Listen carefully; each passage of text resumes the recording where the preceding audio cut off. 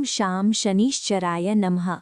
इस वीडियो को देखने के बाद शनि देव का आशीर्वाद हमेशा आपके ऊपर बना रहेगा, इसलिए इस वीडियो को ध्यान से पूरा देखें और हमारे चैनल को लाइक और सब्सक्राइब करना न भूलें, ताकि आने वाली सभी कथाएं और आशीर्वाद सीधे आप तक पहुँचें। शनि देव महाकथा भाग 1, जन्म, रहस्य और न्याय का प्रारंभ।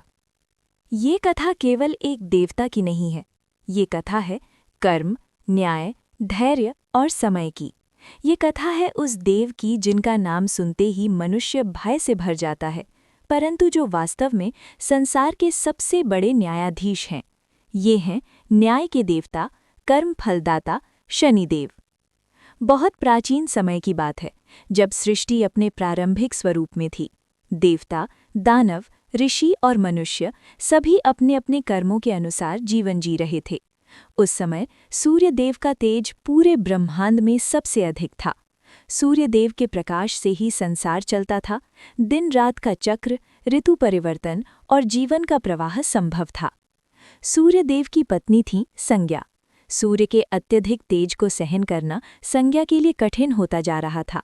अनेक बार उन्होंने सूर्यदेव से निवेदन किया कि वे अपना तेज कुछ कम करें, परंतु सूर्यदेव अपने धर्म से बंधे थे। अंततः संज्ञा ने अपनी छाया उत्पन्न की और उसे अपने स्थान पर रखकर तपस्या के लिए चली गईं। उसी छाया को संसार ने आगे चलकर छाया माता के नाम से जाना। छाया माता सूर्यदेव के साथ रहने लगीं। समय बीतने पर उनसे एक पुत्र का जन्म हुआ। वो बालक सामान्य नहीं था। उसके शरीर का रंग श्याम था, नेत्र गहरे थे और दृष्टि ने एक अजीब सा गंभीर भाव था। वो बालक था शनि। बालक शनि बचपन से ही अन्य बालकों से अलग था। वो हंसता कम था, बोलता कम था और अधिकतर एकांत में बैठकर सब कुछ देखता रहता था। उसकी दृष्टि में क्रोध नहीं बल्कि गहन निरीक्षण था। वो हर कर्म को देखता था, हर व्यवहार को समझता था। छाया माता शनि से अत्यधिक प्रेम करती थीं, परंतु सूर्यदेव का व्यवहार शनि के प्रति कठोर था। सूर्यदेव को शनि का श्याम वर्ण और गंभीर स्वभाव अच्छा नहीं लगता था। कई बार सूर्यदेव ने शनि को कठोर वचन कहे। इससे बालक शनि के मन में पीड़ा तो उत्पन्न हुई, परंतु उन्होंने कभी प्रतिकार नहीं किया। एक बार की बात है, जब छाया माता ने अपने अन्य पुत्र यम और पुत्री यमुना को अधिक स्नेह दिया और शनि के साथ कठोर व्यवहार किया। शनि ने ये सब चुपचाप देखा। उनके भीतर क्रोध नहीं बल्कि गहन चिंतन उत्पन्न हुआ। उन्होंने मन ही मन ये निश्चय किया कि संसार में जो भी अन्याय, पक्षपात और अहंकार होगा, उसका फल निश्चित रूप से मिलेगा। यहीं से शनि के भीतर न्याय का बीज अंकुरित हुआ। शनि ने कठोर तपस्या आरंभ की। उन्होंने भगवान शिव की आराधना शुरू की। वर्षों तक उन्होंने अन्न जल त्याग दिया। उनकी तपस्या इतनी कठोर थी कि तीनों लोक कांप उठे। देवता भयभीत हो गए कि यदि शनि प्रसन्न होकर कोई वर मांग ले तो संतुलन बिगड़ सकता है। अंततः भगवान शिव प्रकट हुए। शिव ने शनि से वर मांगने को कहा। शनि ने हाथ जोड़कर कहा, प्रभु, मुझे कोई ऐश्वर्य नहीं चाहिए, कोई राज्य नहीं चाहिए। मुझे केवल इतना वर दीजिए कि मैं प्रत्येक जीव को उसके कर्मों के अनुसार फल दे सकूं, बिना भेदभाव, बिना पक्षपात। भगवान शिव प्रसन्न हुए। उन्होंने कहा, वत्स, तुम कर्म फल के अधिकारी बनो।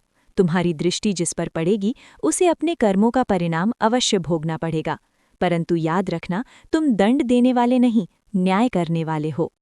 शिव के इस वरदान के साथ ही शनिदेव का वास्तविक स्वरूप प्रकट हुआ। वे केवल भय के देव नहीं थे, वे धर्म के रक्षक बन गए। जब शनिदेव का अधिकार बढ़ा, तब उनका सामना सूर्यदेव से हुआ। सूर्यदेव अपने तेज और अहंकार में थे। शनि की दृष्टि अनायास ही सूर्यदेव पर पड़ गई। परिणाम स्वरूप सूर्यदेव का तेज मंद पड़ गया। देवताओं को समझ में आ गया कि शनि की दृष्टि कितनी प्रभावशाली है। सूर्यदेव को अपने व्यवहार का आभास हुआ। उन्होंने शनि से क्षमा मांगी। शनि ने कहा, पिता, ये मेरा व्यक्तिगत क्रोध नहीं था, ये कर्म का फल था। सूर्यदेव ने शनि को ग्रहों में स्थान दिया और उन्हें नवग्रहों में सर्वोच्च न्यायाधीश माना गया। यहीं से शनिदेव का ग्रह रूप स्थापित हुआ। वे धीमी गति से चलते हैं, परंतु उनका प्रभाव स्थायी होता है। वे तुरंत फल नहीं देते, बल्कि समय लेकर, पूरी परीक्षा लेकर फल देते हैं। शनिदेव का सिद्धांत स्पष्ट है, जो जैसा कर्म करेगा वैसा ही फल पाएगा, न अधिक न कम। राजा हो या रंक, धनी हो या निर्धन, देवता हो या मनुष्य, शनि के न्याय में कोई भेद नहीं। शनिदेव केवल दंड नहीं देते, वे सुधार का अवसर भी देते हैं। वे मनुष्य को तोड़ते नहीं, बल्कि उसे भीतर से मजबूत बनाते हैं। उनके द्वारा दिए गए कष्ट मनुष्य के अहंकार को समाप्त करते हैं और उसे धर्म के मार्ग पर लाते हैं। इस प्रकार शनिदेव का जन्म केवल एक ग्रह के रूप में नहीं, बल्कि एक महान न्याय व्यवस्था के रूप में हुआ। शनिदेव महाकथा भाग 2। शनि की दृष्टि का रहस्य और देवताओं की पहली परीक्षा। शनिदेव को जब नवग्रहों में स्थान प्राप्त हुआ, तब भी उनके प्रति भय बना रहा।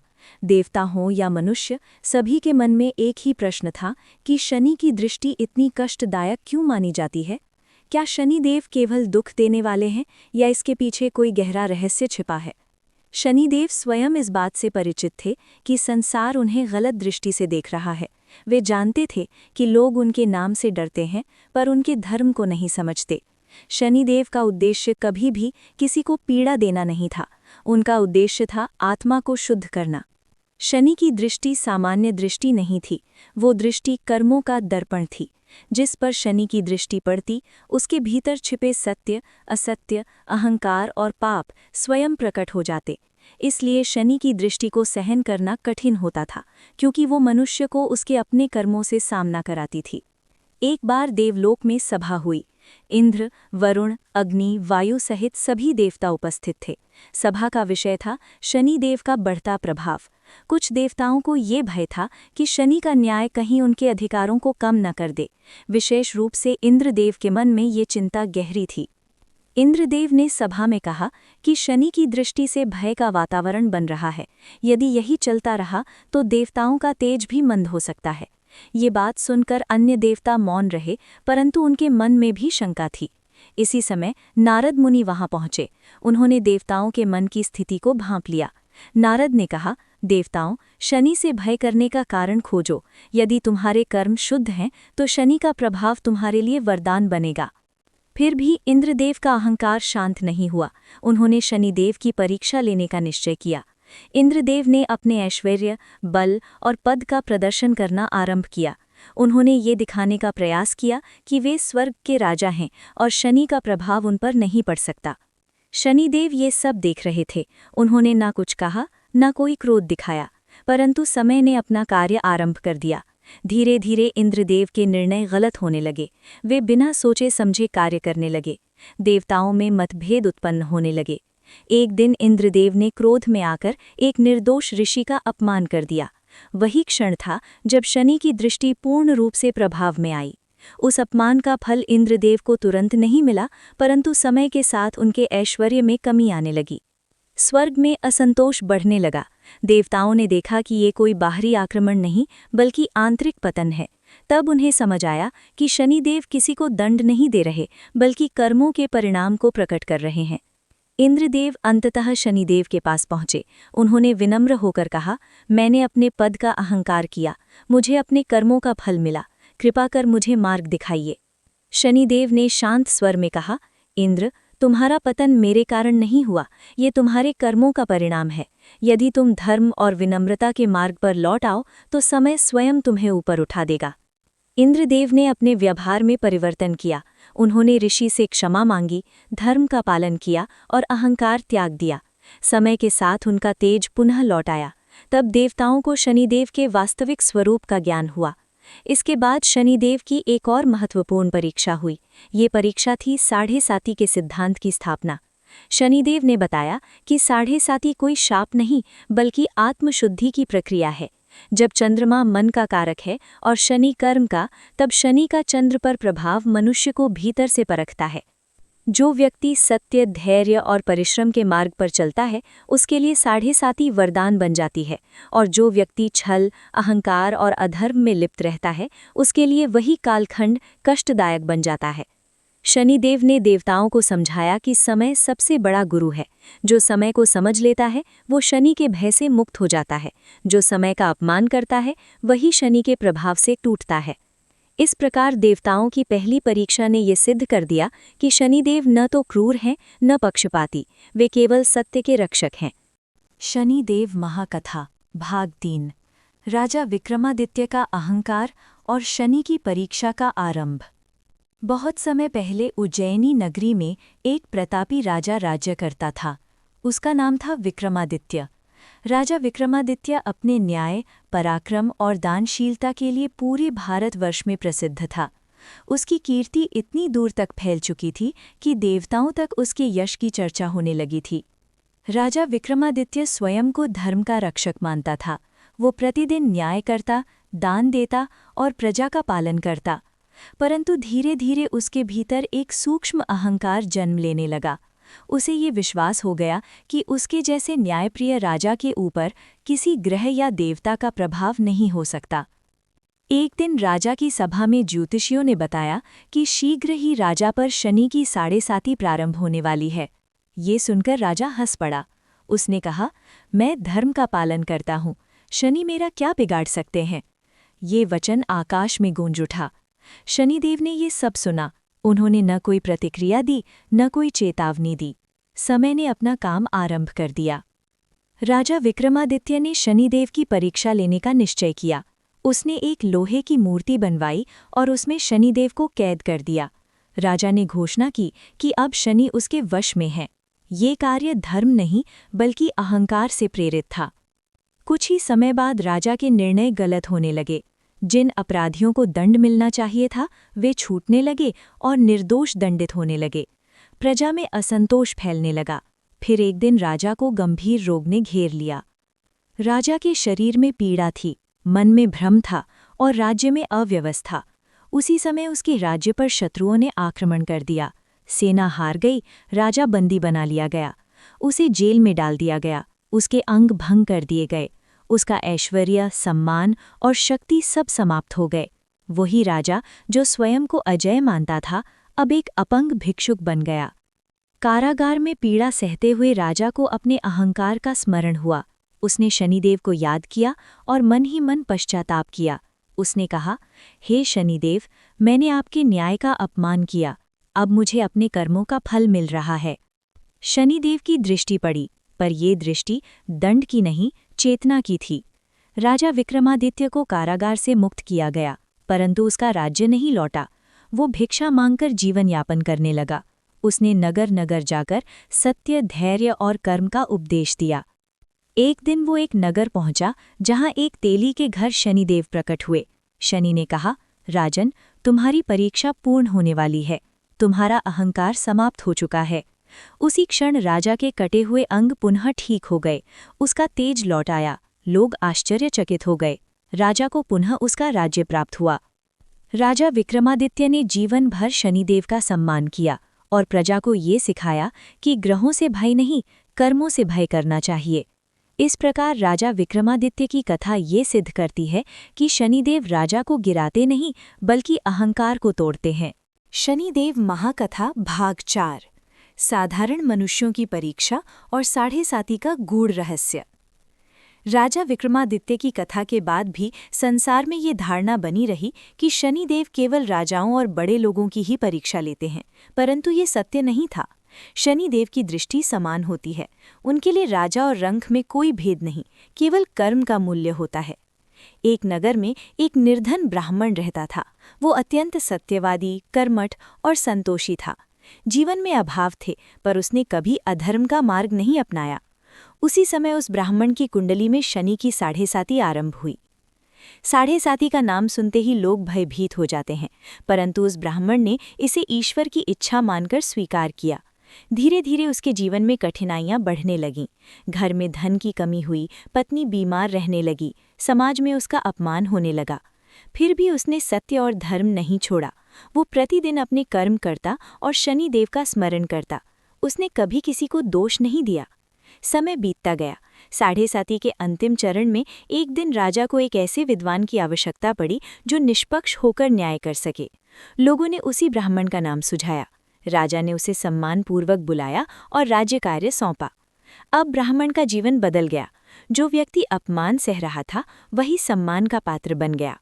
लोगों को समझ आया कि शनि की साढ़े-साती उस ब्राह्मण के लिए दंड नहीं बल्कि तपस्या थी जिसने उसे ऊंचा उठाया।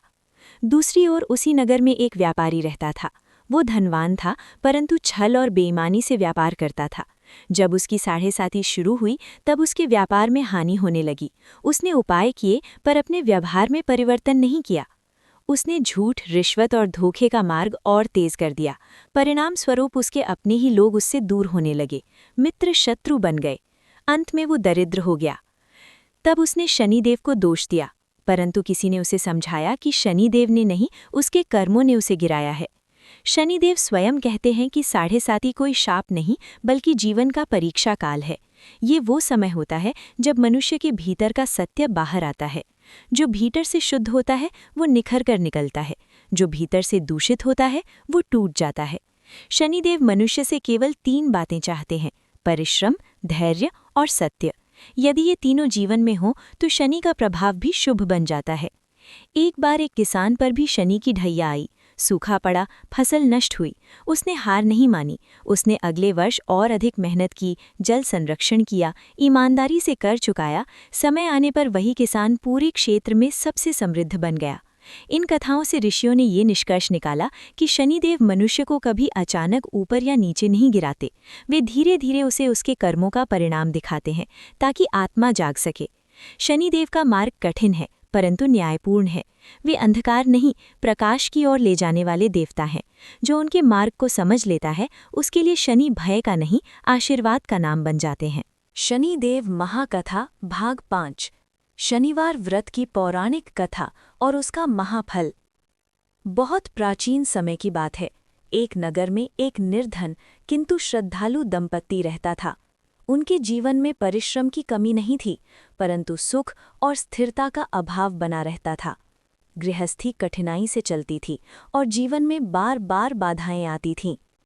एक दिन उस नगर में एक साधु पधारे। उनके मुख पर तेज था और वाणी में शांति। उस दंपत्ति ने साधु का आदर किया और अपनी व्यथा सुनाई। साधु ने उन्हें बताया कि उनके जीवन में शनि का प्रभाव चल रहा है, परंतु ये दंड नहीं बल्कि सुधार का अवसर है। साधु ने उन्हें शनिवार व्रत का विधान समझाया। उन्होंने कहा कि ये व्रत केवल शनि को प्रसन्न करने के लिए नहीं बल्कि स्वयं को संयम और धैर्य में ढालने के लिए होता है। दंपत्ति ने शनिवार व्रत प्रारंभ किया। वे प्रत्येक शनिवार प्रातः स्नान करके काले वस्त्र धारण करते, तिल के तेल का दीपक जलाते और शनि देव का स्मरण करते। वे किसी भी जीव को कष्ट नहीं देते और उस दिन विशेष रूप से सत्य और संयम का पालन करते। प्रारंभ में उन्हें कोई विशेष परिवर्तन दिखाई नहीं दिया। जीवन की कठिनाइयां बनी रहीं, परंतु उन्होंने व्रत नहीं छोड़ा। उन्होंने ये समझ लिया था कि शनि तुरंत फल नहीं देते, वे समय लेते हैं। कुछ महीनों के बाद उनके व्यवहार में परिवर्तन आने लगा। वे अधिक धैर्यवान, शांत और परिश्रमी हो गए। उनके संबंध सुधरने लगे। लोगों का विश्वास उन पर बढ़ा। एक दिन नगर के सेठ ने उस व्यक्ति को अपने व्यापार में सहभागी बना लिया, क्योंकि उसकी ईमानदारी की चर्चा दूर तक फैल चुकी थी। धीरे धीरे उनका जीवन स्थिर होने लगा। ऋषियों ने बताया है कि शनिवार व्रत का सबसे बड़ा फल ये है कि मनुष्य अपने कर्मों को सुधारता है। शनिदेव को केवल दीपक, तेल या दान नहीं चाहिए, उन्हें चाहिए मनुष्य का सुधरा हुआ आचरण। शनिवार व्रत के साथ एक और कथा जुड़ी है। एक राजा था जो अत्यंत क्रूर और अन्यायी था। उसने प्रजा को कष्ट दिया और धर्म का अपमान किया। जब उसके राज्य पर शनि का प्रभाव आया तो उसने उसे बलपूर्वक रोकने का प्रयास किया। उसने व्रत, दान और पूजा तो की, पर अपने व्यवहार में परिवर्तन नहीं किया। परिणाम स्वरूप उसका राज्य नष्ट हो गया। उसे ये समझ में आया कि बाहरी पूजा से अधिक आवश्यक है आंतरिक परिवर्तन। अंततः उसने अपने व्यवहार को बदला, प्रजा के साथ न्याय किया और अहंकार त्याग दिया। तब जाकर उसका जीवन सुधरा। शनि व्रत का यही रहस्य है। ये व्रत मनुष्य को भीतर से बदलता है। जो केवल भय से व्रत करता है उसे सीमित फल मिलता है। जो श्रद्धा और सुधार के भाव से करता है उसके जीवन में स्थायी शांति आती है। शनिवार व्रत विशेष रूप से उन लोगों के लिए फलदायी माना गया है जो परिश्रम करते हैं परंतु बार बार असफल होते हैं। शनिदेव ऐसे लोगों की परीक्षा लेकर उन्हें मजबूत बनाते हैं। इस प्रकार शनिवार व्रत केवल एक धार्मिक कर्मकांड नहीं बल्कि जीवन को अनुशासन में लाने का साधन है। शनिदेव महाकथा भाग 6। शनि मंत्र, दान, उपाय और उनका वास्तविक आध्यात्मिक अर्थ। शनिवार व्रत की कथा के बाद ऋषियों ने ये स्पष्ट किया कि शनिदेव को प्रसन्न करने का मार्ग केवल भय या दिखावे से नहीं खुलता। शनिदेव मनुष्य की बाहरी कर्मकांड से अधिक उसके अंतःकरण को देखते हैं। इसलिए मंत्र, दान और उपाय तभी फल देते हैं जब उनके पीछे सही भाव और आचरण हो। शनिदेव का सबसे प्राचीन और प्रभावशाली मंत्र माना गया है ओम शम शनैश्चराय नमः। ये मंत्र अत्यंत सरल है, पर इसका प्रभाव गहरा है। ऋषियों ने कहा है कि ये मंत्र मनुष्य के भीतर धैर्य, स्थिरता और आत्मनियंत्रण उत्पन्न करता है। इसका नियमित जाप करने वाला व्यक्ति धीरे धीरे परिस्थितियों से घबराना छोड़ देता है। मंत्र जाप का उद्देश्य शनि को बदलना नहीं, बल्कि स्वयं को बदलना है। जब मन शांत होता है, निर्णय सही होते हैं और कर्म शुद्ध होते हैं, तब शनि का प्रभाव स्वतः अनुकूल होने लगता है।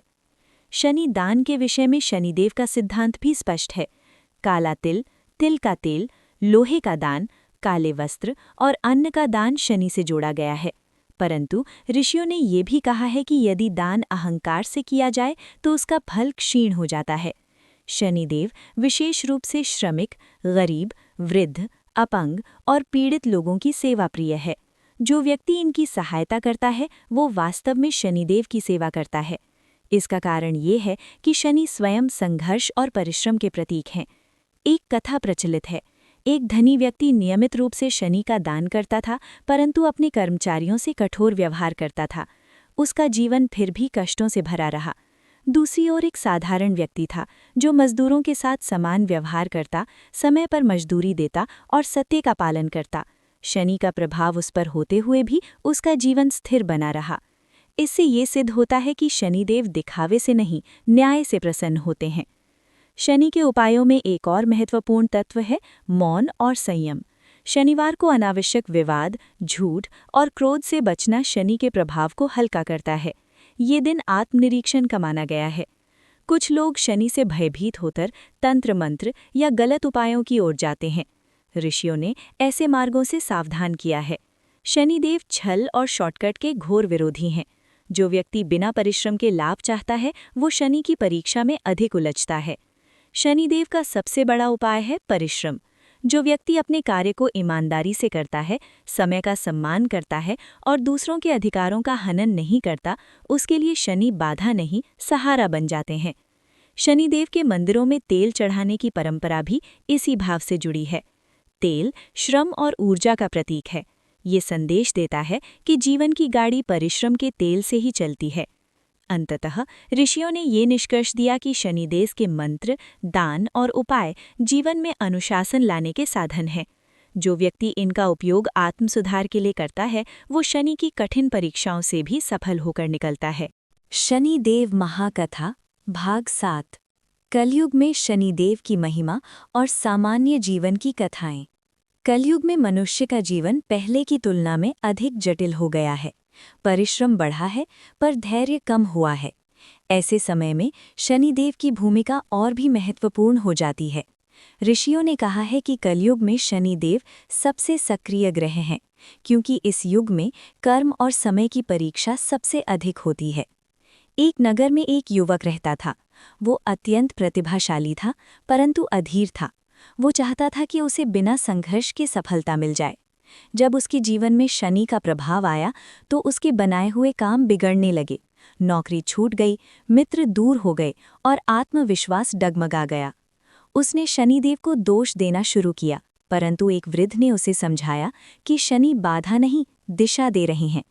युवक ने आत्ममंथन किया और अपनी अधीरता को पहचाना। उसने छोटे काम से शुरुआत की, नियमित परिश्रम किया और समय का सम्मान किया। धीरे धीरे उसका जीवन स्थिर होने लगा। वर्षों बाद वही युवक अपने क्षेत्र में सम्मानित व्यक्ति बन गया। तब उसने स्वीकार किया कि यदि शनि की परीक्षा ना होती तो वो कभी धैर्य नहीं सीख पाता। एक अन्य कथा एक स्त्री से जुड़ी है।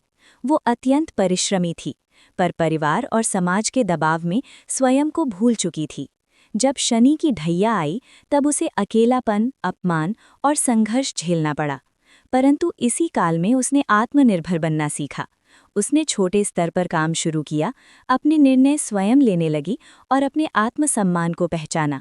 शनि का वही काल उसके जीवन का मोड़ बन गया। कलयुग में शनिदेव मनुष्य को बाहरी नहीं, आंतरिक रूप से बदलते हैं। वे रिश्तों की सच्चाई दिखाते हैं, दिखावे को तोड़ते हैं और वास्तविकता से सामना कराते हैं।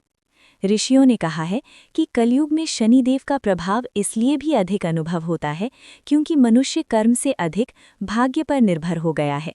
शनि इस भ्रम को तोड़ते हैं। वे बताते हैं कि भाग्य भी कर्म से ही बनता है। एक कर्मचारी की कथा भी प्रसिद्ध है। वो ईमानदार था, पर हमेशा पीछे रह जाता था। जब शनि का प्रभाव आया तो उसे और अधिक जिम्मेदारियां मिली, पर लाभ नहीं। उसने फिर भी अपना धर्म नहीं छोड़ा।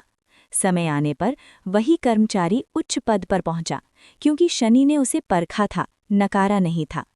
कलयुग में शनिदेव का एक और स्वरूप है। वे मनुष्य को सही संगति की पहचान कराते हैं।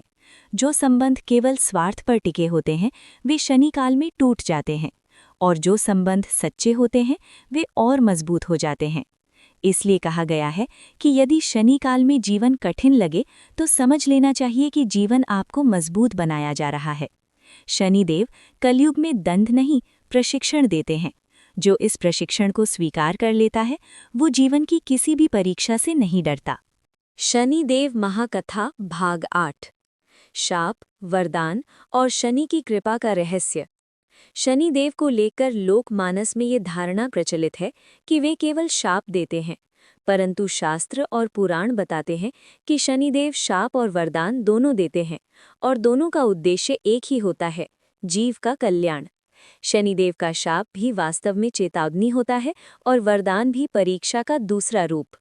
एक समय की बात है, एक महान ऋषि थे जो तपस्या में लीन रहते थे। वे अत्यंत ज्ञानी थे, परंतु धीरे धीरे उनके भीतर ये भाव आ गया कि वे संसार से ऊपर हैं। उन्होंने साधारण मनुष्यों को तुच्छ समझना शुरू कर दिया। शनिदेव ने उनकी परीक्षा लेने का निश्चय किया। उन्होंने उस ऋषि के जीवन में कुछ ऐसी परिस्थितियां उत्पन्न की जहां उन्हें सामान्य लोगों की सहायता की आवश्यकता पड़ी, परंतु उनका अहंकार उन्हें झुकने नहीं दे रहा था। अंततः एक दिन उन्हें एक साधारण किसान से सहायता लेनी पड़ी। उसी क्षण उनका अहंकार टूट गया। उन्होंने समझ लिया कि ज्ञान का अर्थ दूसरों को नीचा दिखाना नहीं, बल्कि करुणा है। ये शनि का शाप नहीं, सुधार था। दूसरी ओर एक राजा की कथा है जो अत्यंत दयालु और न्यायप्रिय था। शनिदेव उससे प्रसन्न हुए। उन्होंने उसे वरदान दिया कि कठिन समय में भी उसकी बुद्धि स्थिर रहेगी।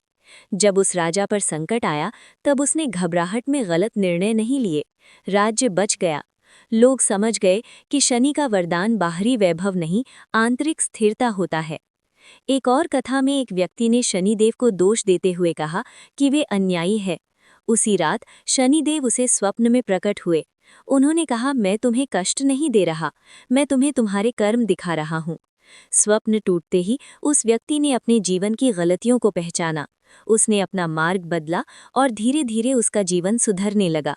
शनिदेव का एक विशेष गुण है, वे तुरंत प्रतिक्रिया नहीं देते। उनका न्याय समय लेकर होता है। इसलिए लोग ये समझ लेते हैं कि कोई दंड नहीं मिल रहा, परंतु जब मिलता है तब वो गहरा प्रभाव छोड़ता है। शनिदेव उन लोगों पर कठोर होते हैं जो अहंकार, छल और अत्याचार में लिप्त रहते हैं, और वे उन पर अत्यंत कृपालु होते हैं जो कष्ट में भी धर्म नहीं छोड़ते। ऋषियों ने कहा है कि शनिदेव का सबसे बड़ा वरदान ये है कि वे मनुष्य को भ्रम से बाहर निकालते हैं। वे दिखाते हैं कि कौन अपना है और कौन नहीं, कौन सत्य पर है और कौन स्वार्थ पर। इसलिए शनिदेव का शाप और वरदान अलग नहीं, एक ही सिक्के के दो पहलू हैं। दोनों का उद्देश्य आत्मा की उन्नति है। शनिदेव महाकथा भाग 9। शनिदेव और हनुमान जी की प्रसिद्ध कथा। शनिदेव और हनुमान जी की कथा अत्यंत प्रसिद्ध है। ये कथा केवल देवताओं की नहीं, बल्कि ये बताती है कि भक्ति, सेवा और निस्वार्थ कर्म शनि के प्रभाव को कैसे हल्का कर देते हैं। एक समय की बात है जब रावण अपनी शक्ति और तपस्या के अहंकार में चूर था। उसने देवताओं को पराजित कर लिया था और नवग्रहों को भी बंदी बना लिया था। शनिदेव को भी उसने लंका में कैद कर रखा था। रावण चाहता था कि उसके पुत्र मेघनाद का जन्म ऐसे समय में हो जब सभी ग्रह अनुकूल हों, ताकि वो अजय बन सके। उसने शनिदेव को जबरन एक विशेष स्थान पर बैठने के लिए बाध्य किया। शनिदेव जानते थे कि ये अधर्म है। उन्होंने रावण को समझाने का प्रयास किया, परंतु रावण ने उनकी बात नहीं मानी। तब शनिदेव ने एक छोटी सी चाल चली। उन्होंने अपनी दृष्टि थोड़ी सी रावण के सिर पर डाल दी। परिणाम स्वरूप रावण को जीवन भर अनेक कष्ट झेलने पड़े, चाहे वो कितना भी शक्तिशाली क्यों ना हो। कुछ समय बाद हनुमान जी लंका पहुंचे। जब वे अशोक वाटिका में माता सीता की खोज कर रहे थे, तब उन्होंने बंदी बने शनिदेव को देखा। हनुमान जी ने तुरंत शनिदेव को प्रणाम किया। हनुमान जी ने शनिदेव को रावण की कैद से मुक्त किया। शनिदेव अत्यंत प्रसन्न हुए। उन्होंने हनुमान जी को आशीर्वाद दिया। शनिदेव ने कहा, जो व्यक्ति तुम्हारी भक्ति करेगा, उसके जीवन में मेरे कारण आने वाले कष्ट कम हो जाएंगे। यही कारण है कि शनि के प्रभाव में लोग हनुमान चालीसा का पाठ करते हैं। ये पाठ भय से नहीं, बल्कि साहस और सेवा की भावना से जुड़ा है। हनुमान जी स्वयं परिश्रम, अनुशासन और निस्वार्थ सेवा के प्रतीक हैं। यही गुण शनिदेव को प्रिय हैं। इसलिए हनुमान भक्तों पर शनि का प्रभाव दंडात्मक नहीं रहता, बल्कि मार्गदर्शक बन जाता है। इस कथा से ये भी स्पष्ट होता है कि शक्ति और अहंकार शनि के सामने टिक नहीं पाते। रावण जैसा बलशाली भी शनि के न्याय से नहीं बच सका, जबकि हनुमान जी के विनम्रता और सेवा ने उन्हें शनि की कृपा दिलाई। शनिदेव ने हनुमान जी से कहा कि जो व्यक्ति कठिन समय में भी दूसरों की सहायता करेगा, उसके लिए शनि बाधा नहीं बनेंगे। इस प्रकार ये कथा सिखाती है कि शनि का भय नहीं, उनका संदेश समझना चाहिए। कर्म, सेवा और भक्ति ही शनि की परीक्षा में सफलता की कुंजी हैं। शनिदेव महाकथा भाग 10। आरती, स्तुति, फलश्रुति और शनि भक्ति का पूर्ण अर्थ। शनिदेव की कथाएं केवल सुनने के लिए नहीं होती, वे जीवन को समझने के लिए होती हैं। जब मनुष्य शनिदेव के वास्तविक स्वरूप को पहचान लेता है, तब भय स्वतः समाप्त हो जाता है और उसके स्थान पर अनुशासन, धैर्य और विवेक आ जाते हैं। ऋषियों ने बताया है कि शनिदेव की आरती और स्तुति का उद्देश्य बाहरी पूजा नहीं, बल्कि मन की स्थिरता है। जो व्यक्ति श्रद्धा से शनिदेव की स्तुति करता है, वो अपने कर्मों की जिम्मेदारी स्वीकार करना सीखता है। शनिदेव की स्तुति में कहा गया है कि वे मंद गति से चलते हैं, परंतु उनका न्याय अटल होता है। वे समय लेकर फल देते हैं, ताकि जीव को सुधरने का अवसर मिले। यही उनकी करुणा है। एक बार एक वृद्ध भक्त था, जो प्रतिदिन शनिदेव का स्मरण करता था। उसके जीवन में अनेक कष्ट थे, पर उसने कभी शिकायत नहीं की। लोग उससे पूछते कि वो शनि से डरता नहीं क्या? वो मुस्कुराकर कहता, जो सही मार्ग पर है, उसे डर कैसा? समय आने पर उसके जीवन में स्थिरता आई। उसके बच्चे सफल हुए, घर में शांति आई। उसने कहा कि ये शनिदेव का चमत्कार नहीं, बल्कि सही कर्मों का फल है। शास्त्रों में कहा गया है कि जो व्यक्ति शनिवार को सत्य का पालन करता है, परिश्रम करता है और अहंकार से दूर रहता है, उसके लिए शनिदेव कृपालु बन जाते हैं। शनिदेव की भक्ति का अर्थ ये नहीं कि उनसे कुछ मांगा जाए, बल्कि ये है कि उनके दिखाए मार्ग पर चला जाए। फलश्रुति में बताया गया है कि जो व्यक्ति श्रद्धा से शनिदेव की कथा सुनता या सुनाता है, उसके भीतर धैर्य उत्पन्न होता है। उसका मन कठिन परिस्थितियों में भी स्थिर रहता है। उसके निर्णय शुद्ध होते हैं और उसका जीवन धीरे धीरे संतुलन में आता है। शनिदेव की कथा का अंतिम संदेश यही है कि समय सबसे बड़ा शिक्षक है। जो समय का सम्मान करता है, वो जीवन में कभी पराजित नहीं होता। शनि उसी समय का रूप है। इस प्रकार शनिदेव महाकथा का ये भाग हमें ये सिखाता है कि शनिदेव दंड के देव नहीं, बल्कि धर्म और न्याय के देव हैं। जो उन्हें समझ लेता है, उसका जीवन स्वयं सुधरने लगता है। शनिदेव महाकथा भाग 11। शनि साढ़े साती का विस्तृत रहस्य और जीवन पर उसका गहरा प्रभाव। शनिदेव की महाकथा में साढ़े साती का विषय अत्यंत महत्वपूर्ण है, क्योंकि यही वो काल है जिससे मनुष्य सबसे अधिक भयभीत होता है। परंतु ऋषियों ने स्पष्ट किया है कि साढ़े साती भय का नहीं, परिवर्तन का समय होती है। जब शनि चंद्रमा से 12वीं चंद्र राशि पर और उसके बाद की राशि में भ्रमण करते हैं, तब साढ़े साती कहलाती है। ये लगभग 7.5 वर्षों की अवधि होती है। चंद्रमा मन का कारक है और शनि कर्म का। जब कर्म मन को परखता है, तब जीवन में हलचल स्वाभाविक है। साढ़े साती के प्रथम चरण में मनुष्य को संकेत मिलते हैं। पुराने कार्यों का फल दिखने लगता है। जो गलतियां अनदेखी की गई थीं, वे सामने आने लगती हैं। ये चेतावनी का समय होता है। दूसरा चरण सबसे कठिन माना गया है। इस समय जीवन में वास्तविक परीक्षा होती है। रिश्ते, कार्य, स्वास्थ्य और सम्मान सभी स्तरों पर मनुष्य को परखा जाता है। जो व्यक्ति इस काल में धैर्य खो देता है वो अधिक कष्ट भोगता है। तीसरा चरण शुद्धि और स्थिरता का समय होता है। यदि मनुष्य ने पहले 2 चरणों में स्वयं को सुधारा हो तो इस चरण में जीवन धीरे धीरे संभलने लगता है। एक व्यापारी की कथा प्रचलित है। साढ़े साती के प्रथम चरण में उसे छोटे नुकसान हुए जिन्हें उसने अनदेखा किया। दूसरे चरण में उसका बड़ा व्यापार टूट गया। तब उसे अपनी गलतियों का एहसास हुआ। उसने ईमानदारी और परिश्रम का मार्ग अपनाया। तीसरे चरण में उसका जीवन स्थिर हो गया और उसने सीमित परंतु सम्मानजनक जीवन पाया। इसके विपरीत एक अन्य व्यक्ति ने साढ़े साती के समय दूसरों को दोष दिया। उपाय बदलता रहा पर अपने आचरण को नहीं बदला। परिणाम स्वरूप उसका संघर्ष लंबा खिंच गया। ऋषियों ने कहा है कि साढ़े साती में सबसे बड़ा उपाय आत्मनिरीक्षण है। ये काल मनुष्य को भीतर से तोड़ता नहीं बल्कि नया बनाता है। शनिदेव साढ़े साती में किसी को अचानक उठाते या गिराते नहीं, वे धीरे धीरे जीवन की दिशा बदलते हैं ताकि मनुष्य सीख सके। जो व्यक्ति साढ़े साती के समय सत्य, परिश्रम और संयम को अपनाता है उसके लिए ये काल वरदान बन जाता है, और जो व्यक्ति अहंकार, आलस्य और अधर्म में रहता है उसके लिए यही काल सबसे भारी पड़ता है। इस प्रकार साढ़े साती का वास्तविक रहस्य ये है कि ये कर्मों की पाठशाला है जहाँ समय स्वयं गुरु बनकर शिक्षा देता है। शनिदेव महाकथा भाग 12। शनि ढैया का अर्थ और उसके जीवन संकेत। शनि ढैया को लोग साढ़े साती से कम मानते हैं, परंतु ऋषियों के अनुसार इसका प्रभाव भी गहरा होता है। जब शनि चंद्र राशि से चौथे या 8वें स्थान में गोचर करते हैं तब लगभग 2.5 वर्षों की अवधि को शनि ढैया कहा जाता है। ये काल जीवन के किसी एक विशेष क्षेत्र की परीक्षा लेता है। साढ़े साती जहाँ संपूर्ण जीवन को प्रभावित करती है, वहीं ढैया किसी एक दिशा में सुधार की मांग करती है। ये सुधार कभी कार्यक्षेत्र में, कभी परिवार में और कभी स्वयं के स्वभाव में आवश्यक हो जाता है। एक युवक की कथा है जो अपने कार्य में निपुण था परंतु क्रोधी स्वभाव का था। जब उस पर शनि ढैया आई तब उसके काम में नहीं बल्कि उसके व्यवहार में समस्याएं आने लगीं। सहकर्मी उससे दूरी बनाने लगे। धीरे धीरे वो अकेला पड़ गया। उसने इसे भाग्य दोष समझा, परंतु एक गुरु ने उसे बताया कि ये समय आत्मसंयम सीखने का है। युवक ने अपने क्रोध पर नियंत्रण करना शुरू किया। ढैया समाप्त होते होते उसका जीवन संतुलित हो गया। एक अन्य कथा में एक गृहिणी पर शनि ढैया आई।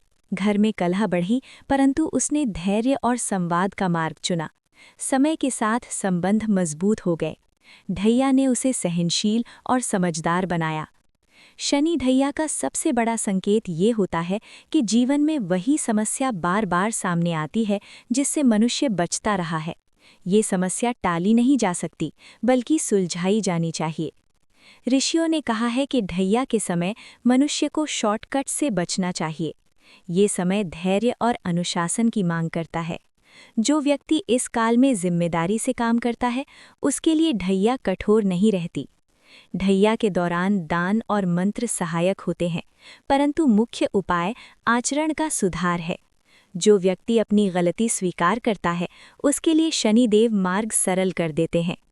इस प्रकार शनि ढैया मनुष्य को सावधान करने वाला काल है।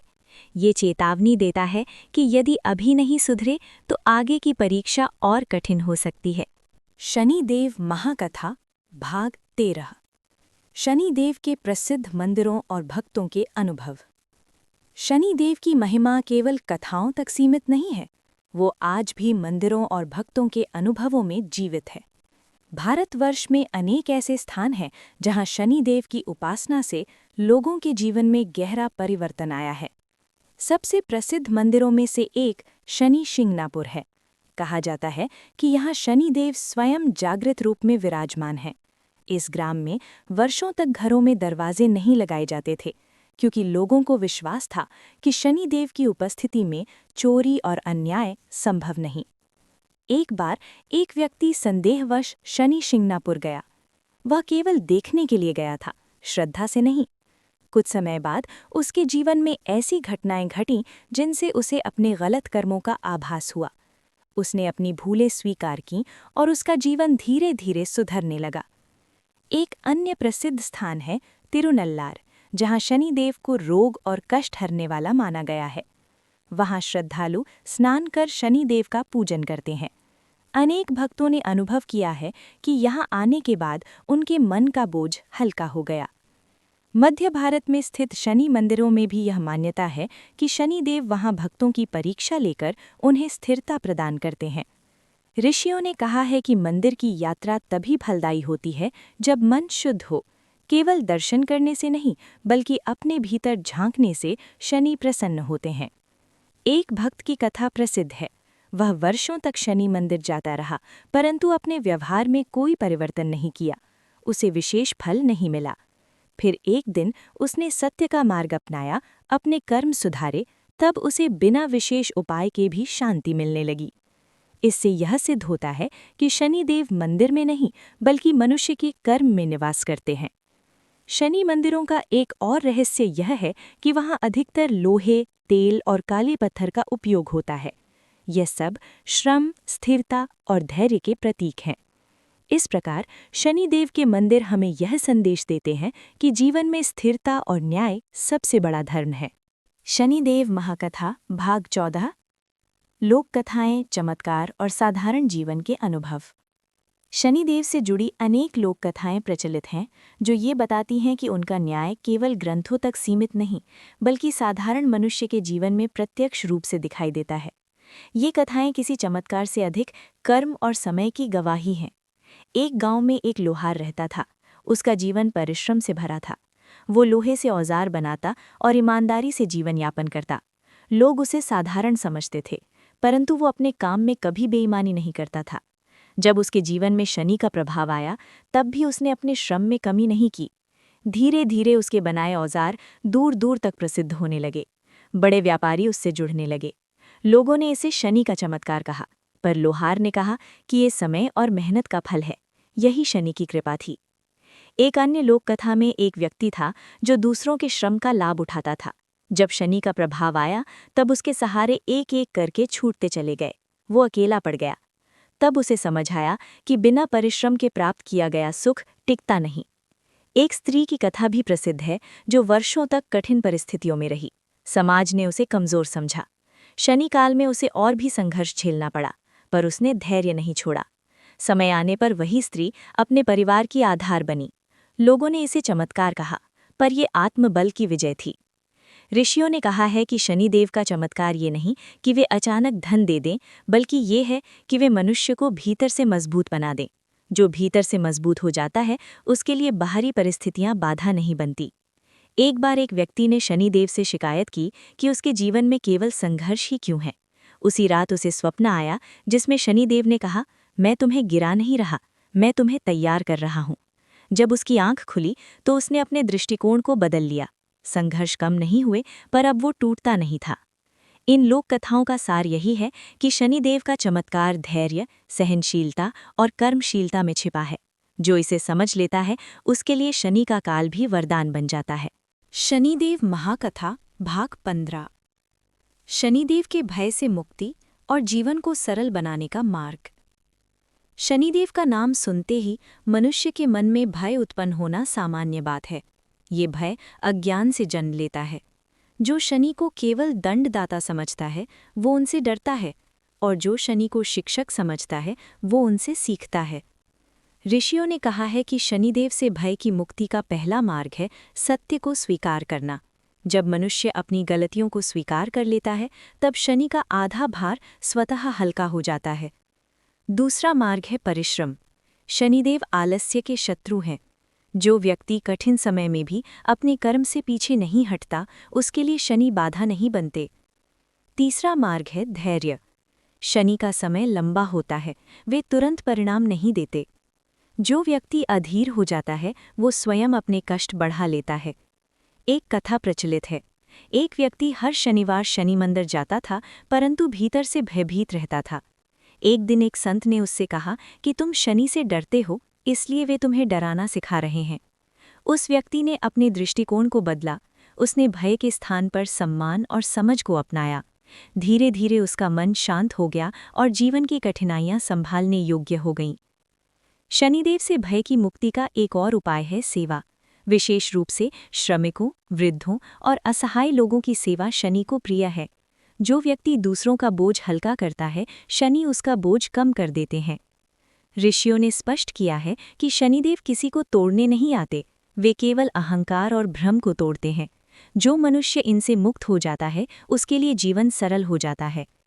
शनि को समझने का अर्थ है समय को समझना। जो समय का सम्मान करता है, वो शनि के प्रभाव से डरता नहीं। इस प्रकार शनिदेव के भय से मुक्ति का मार्ग भीतर से शुरू होता है, बाहर से नहीं। शनिदेव महाकथा भाग 16। शनिदेव महाकथा का समग्र उपदेश और दिशा संकेत। शनिदेव की महाकथा केवल ग्रंथों और कथाओं तक सीमित नहीं है। इसका उद्देश्य मनुष्य को जीवन की सच्चाई समझाना और उसे सही मार्ग पर चलने के लिए प्रेरित करना है। ऋषियों ने इसे एक ऐसे मार्गदर्शन के रूप में प्रस्तुत किया है जो भक्ति, कर्म और धैर्य के माध्यम से जीवन को स्थिर बनाता है। मुख्य उपदेश इस प्रकार हैं। 1. धैर्य और संयम। शनिदेव की परीक्षा में सबसे महत्वपूर्ण गुण धैर्य है। जो व्यक्ति कठिन परिस्थितियों में भी शांत रहता है, उसका जीवन सहज बन जाता है। संयम के बिना शनि का प्रभाव भय बन सकता है। 2. सत्य और न्याय। शनिदेव न्याय के देवता हैं। जो मनुष्य सत्य का पालन करता है, न्यायपूर्ण व्यवहार करता है, उसके लिए शनि बाधा नहीं बनते। अहंकार और अन्याय शनि की परीक्षा बढ़ाते हैं। 3. परिश्रम और कर्म। शनिदेव केवल कर्मशील व्यक्ति को आशीर्वाद देते हैं। आलस्य, छल और स्वार्थी कर्म जीवन में कठिनाई बढ़ाते हैं। मेहनत और ईमानदारी शनि के प्रभाव को अनुकूल बनाती है। 4. भक्ति और सेवा। हनुमान भक्तों पर शनि का प्रभाव हल्का होता है। भक्ति, निस्वार्थ सेवा और दूसरों के कल्याण के लिए कार्य करना शनि को प्रसन्न करता है। सेवा के माध्यम से मनुष्य आत्मबल और संतुलन प्राप्त करता है। 5. आत्मनिरीक्षण और सुधार। साढ़े साती, ढैया और शनि की परीक्षा किसी के लिए दंड नहीं, बल्कि चेतना और सुधार का अवसर है। जो व्यक्ति आत्मनिरीक्षण करता है और अपने आचरण को सुधारता है, वो शनि के प्रभाव को शुभ रूप में अनुभव करता है। शनिदेव का संदेश ये है कि भय नहीं, समझ और कार्य महत्वपूर्ण है।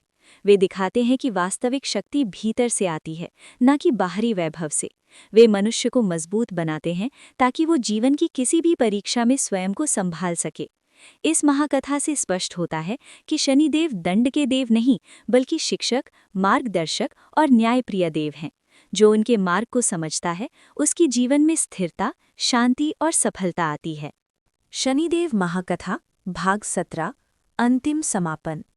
मुख्य संदेश और भक्तों के लिए अंतिम उपदेश। शनिदेव महाकथा का अंतिम भाग सभी पाठकों और भक्तों के लिए समग्र उपदेश प्रस्तुत करता है।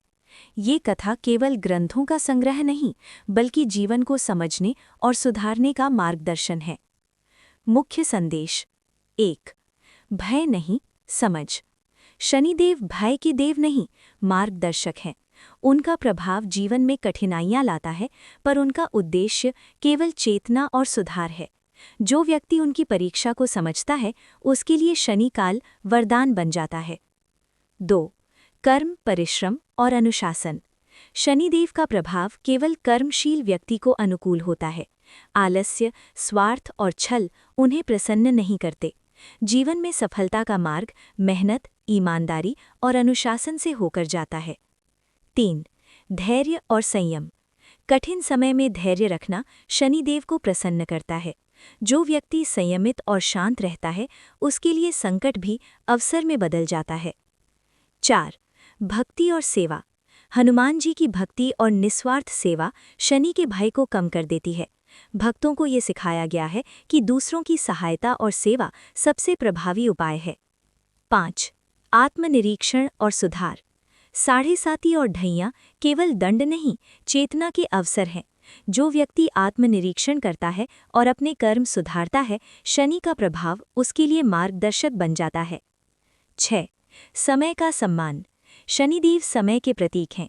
जो व्यक्ति समय का सम्मान करता है, अपने कार्य सही समय पर करता है और अपने जीवन में अनुशासन बनाए रखता है, शनि उसे कभी नहीं गिराते।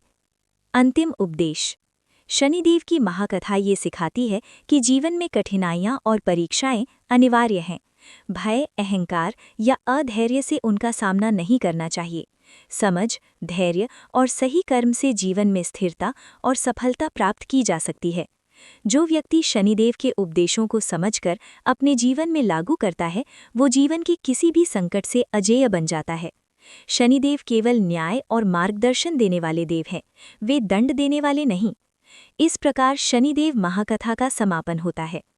समापन सारांश। 1. शनिदेव का भय नहीं, उनका संदेश महत्वपूर्ण है। 2. कर्म और परिश्रम जीवन में सफलता का मूल है। 3. भक्ति, सेवा और धैर्य शनिदेव को प्रसन्न करते हैं। 4. कठिनाई केवल चेतना और सुधार का अवसर है। 5.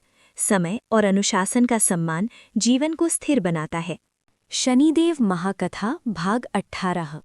शनिदेव की भक्ति, उपाय और दैनिक जीवन में उनका मार्गदर्शन। शनिदेव महाकथा के अंतिम समापन के बाद ये भाग भक्तों और साधारण जीवन में शनिदेव की भक्ति के व्यावहारिक मार्ग पर केंद्रित है। इस भाग का उद्देश्य ये है कि पाठक और भक्त समझें कि कैसे दैनिक जीवन में शनिदेव की कृपा और मार्गदर्शन प्राप्त किया जा सकता है। 1. दैनिक भक्ति और स्मरण। शनिदेव को प्रतिदिन याद करना और उनके नाम का उच्चारण करना मन को स्थिर करता है। सुबह स्नान के बाद या शाम को दीपक जलाकर उनका स्मरण करने से मनुष्य की मानसिक स्थिरता बढ़ती है। 2. शनि व्रत और शनिवार के उपाय। शनिवार व्रत विशेष रूप से शनि को प्रसन्न करने का उपाय है। इस दिन काले वस्त्र धारण करना, काले तिल और तेल का दान करना और वृद्ध, निर्धन और असहाय लोगों की सेवा करना लाभकारी माना गया है।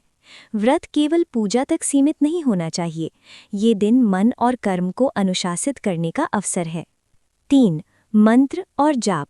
शनिदेव के मंत्र जैसे ओम शम शनेश्चराय नमः का जाप मन को स्थिर करता है और भय को कम करता है। मंत्र का नियमित जाप व्यक्ति में धैर्य, आत्मविश्वास और मानसिक संतुलन लाता है। 4. कर्म और अनुशासन। शनिदेव केवल कर्मशील व्यक्ति को अनुकूल होते हैं। आलस्य, स्वार्थ और अधर्म से उनका मार्ग कठिन हो जाता है। इस कारण दैनिक जीवन में ईमानदारी, परिश्रम और अनुशासन बनाए रखना आवश्यक है। 5. संकट और परीक्षा में धैर्य। साढ़े साती, ढैया या अन्य शनि प्रभाव जीवन में कठिनाइयां लाते हैं, परंतु ये समय भय का नहीं, सुधार और सीखने का होता है। संकट में धैर्य रखना, आत्मनिरीक्षण करना और सही कदम उठाना शनिदेव को प्रसन्न करता है। 6. सेवा और निस्वार्थ कार्य। शनिदेव को दूसरों की सेवा प्रिय है। गरीब, वृद्ध, असहाय और मजदूरों की मदद करना, निस्वार्थ भाव से कार्य करना शनि की कृपा को आकर्षित करता है। ये सेवा न केवल कष्ट को कम करती है, बल्कि जीवन में स्थिरता भी लाती है। 7. समय का सम्मान। शनिदेव समय के प्रतीक हैं। जो व्यक्ति समय का सम्मान करता है, अपनी कार्य सही समय पर करता है और जीवन में अनुशासन बनाए रखता है, शनि का प्रभाव उसके लिए अनुकूल होता है। निष्कर्ष। शनिदेव महाकथा का अंतिम उद्देश्य यही है कि भय से नहीं, समझ और कर्म से जीवन को सरल बनाना चाहिए। शनिदेव केवल न्याय और मार्गदर्शन देने वाले देव हैं। जो व्यक्ति उनके उपदेशों को अपनाता है, उसका जीवन स्थिर, संतुलित और सफल बन जाता है। शनिदेव महाकथा भाग 19। शनिदेव की कृपा से जीवन में सफलता और मानसिक स्थिरता। शनिदेव महाकथा के इस भाग में हम चर्चा करेंगे कि शनिदेव की कृपा से जीवन में सफलता और मानसिक स्थिरता कैसे प्राप्त होती है। ये भाग विशेष रूप से उन भक्तों और साधकों के लिए है जो शनि के प्रभाव से भयभीत रहते हैं या अपने जीवन में लगातार संघर्ष झेल रहे हैं। मानसिक स्थिरता का मार्ग। शनिदेव के प्रभाव में अक्सर मानसिक तनाव बढ़ जाता है। जीवन की कठिनाइयाँ, असफलताएं और अपरिहार्य समस्याएं भय उत्पन्न करती हैं। परंतु जो व्यक्ति शनिदेव का स्मरण करता है, मंत्र जाप करता है और धैर्य बनाए रखता है, उसके मन में स्थिरता आती है। कठिनाइयों में सफलता। शनिदेव केवल कठिनाइयां नहीं लाते, पर उनका उद्देश्य जीवन में सुधार और शक्ति देना है। जो व्यक्ति इन कठिनाइयों का सामना साहस और अनुशासन से करता है, वो जीवन में सफलता प्राप्त करता है। नियम और अनुशासन। शनिदेव अनुशासन प्रिय हैं। जो व्यक्ति अपने दैनिक कार्यों में नियम, समय पालन और ईमानदारी बनाए रखता है, उसके जीवन में शनि का प्रभाव लाभकारी होता है। ये अनुशासन मनुष्य को संकट के समय स्थिर बनाता है। भक्ति और निस्वार्थ सेवा। हनुमान भक्तों पर शनि का प्रभाव हल्का होता है। भक्तों को ये सिखाया गया है कि निस्वार्थ सेवा और भक्ति जीवन को सुरक्षित और सफल बनाते हैं। गरीबों, वृद्धों और असहायों की सेवा करना शनिदेव को प्रिय है। समय का महत्व। शनिदेव समय के प्रतीक हैं। जो व्यक्ति समय का सम्मान करता है और अपने कर्म सही समय पर करता है, उसके लिए शनि की कृपा स्थायी होती है। समय का सम्मान मानसिक और भौतिक सफलता दोनों में योगदान देता है। संघर्ष को अवसर में बदलना। शनिदेव की परीक्षा जीवन में अवसर प्रदान करती है। जो व्यक्ति इसे समझकर सीखता है, वो अपने भीतर की शक्ति और साहस को पहचानता है। यही शनिदेव की कृपा का सबसे बड़ा चमत्कार है। निष्कर्ष। शनिदेव महाकथा का ये भाग स्पष्ट करता है कि जीवन में स्थिरता, सफलता और मानसिक संतुलन केवल बाहरी साधनों से नहीं, बल्कि आंतरिक धैर्य, भक्ति, अनुशासन और सेवा से आता है। शनिदेव दंड देने वाले नहीं, मार्गदर्शक और शिक्षक हैं। शनिदेव महाकथा भाग 20 अंतिम समापन और सारांश। शनिदेव महाकथा का ये अंतिम भाग सभी 19 पूर्ववर्ती भागों का सार प्रस्तुत करता है और भक्तों के लिए अंतिम आशीर्वाद देता है। ये भाग ये स्पष्ट करता है कि शनिदेव केवल भय और दंड के देव नहीं हैं, बल्कि मार्गदर्शक, शिक्षक और जीवन सुधारक हैं।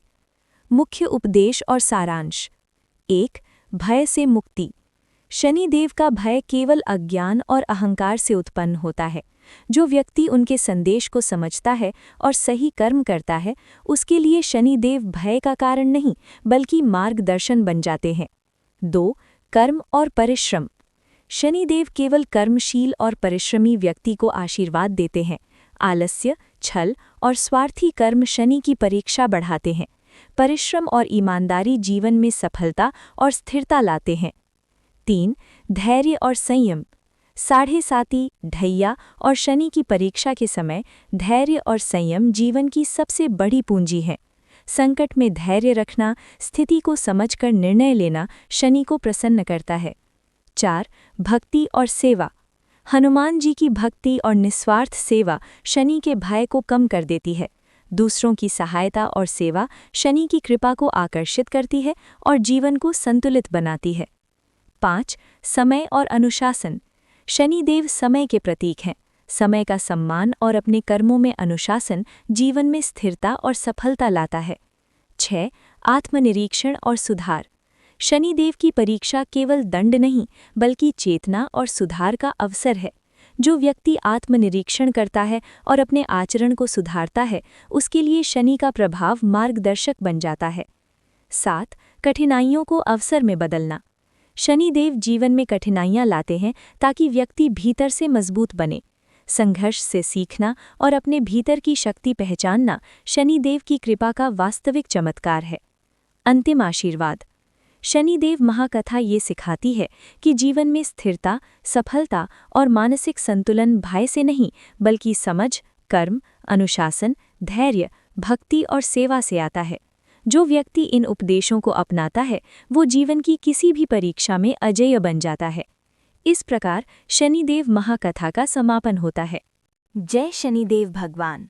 भक्तों, अगर आपको ये महाकथा पसंद आई हो तो कृपया वीडियो को लाइक करें, कमेंट में लिखें जय शनिदेव और ऐसी और रोचक कथाओं के लिए हमारे चैनल ए शॉर्ट कहानियाँ को सब्सक्राइब कर लें, ताकि आने वाली सभी कथाएं आप तक सबसे